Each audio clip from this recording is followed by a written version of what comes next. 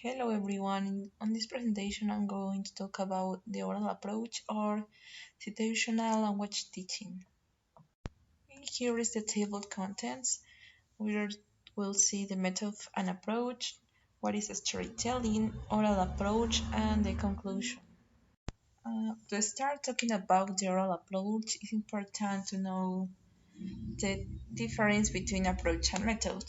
Uh, Approach and method are two important concepts in performing any task, so these two factors can actually decide the success of your task.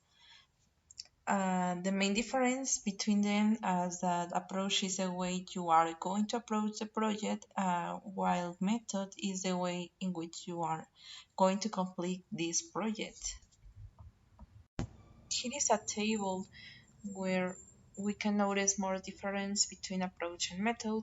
For example, approach refers to the direction of angle, while method refers to a process, or approach refers to a theoretical framework in general, and method refers to step-by-step guidelines, and another one.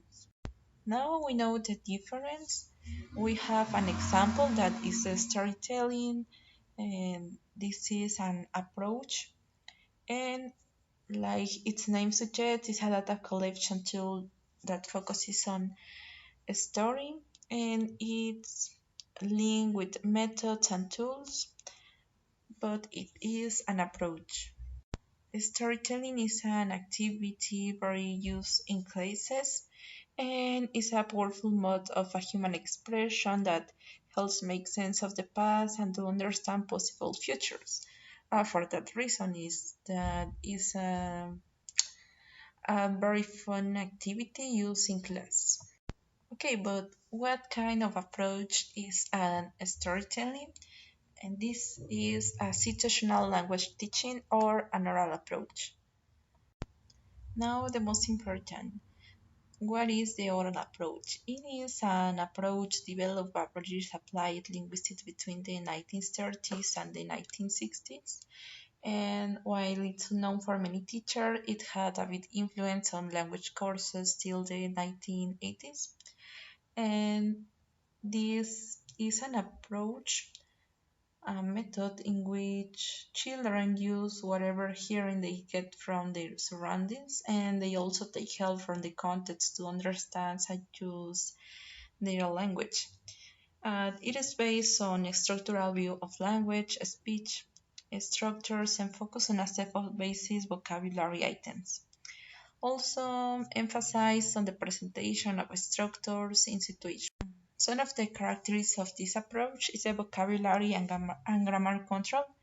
And situational language teaching is categorized by two major features. The first one focuses on both vocabulary and reading, and the second one an analysis of English and a classification of its prominent grammatical structures into sentences, patterns, and it helps a lot of learners internalize the grammatical rules.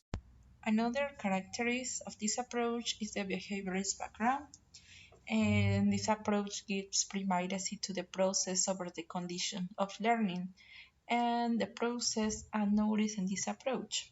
The first one, the act of receiving knowledge or material. The next one is repetition to fix that knowledge or material in memory. And the last one is the use of the knowledge or material in actual practice until it becomes a personal skill in the student.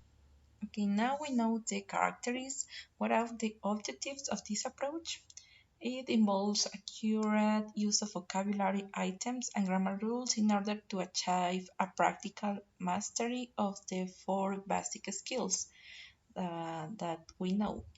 Learners must be able to produce accurate pronunciation and use of grammar when teachers use this approach on class.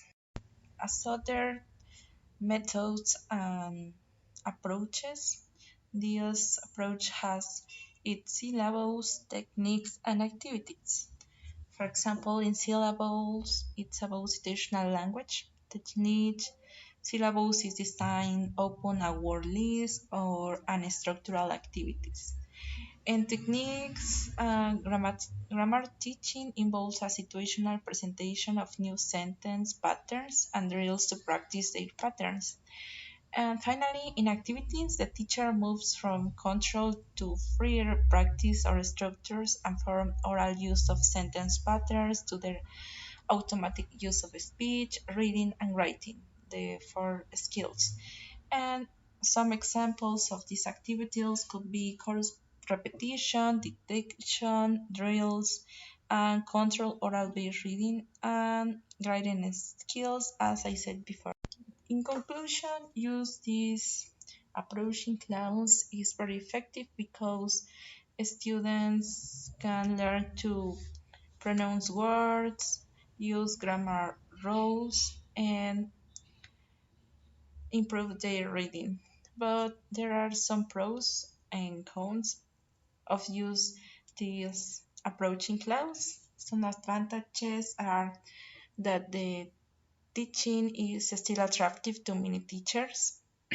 Also, it's very practically in the teaching of grammar patterns. And finally, it emphasizes on oral practice skills such as support among language teachers. And some disadvantages are that many premise underline that approach has been criticized, for example, for Chomsky. And also, children do not acquire their mother tongue through repetition and habit formation. So it could be a very disadvantage because students can get bored um, by repeating words and almost in young learners students. So that's it. Okay, thanks for your attention and I hope you have enjoyed this video. See you the next time. Bye.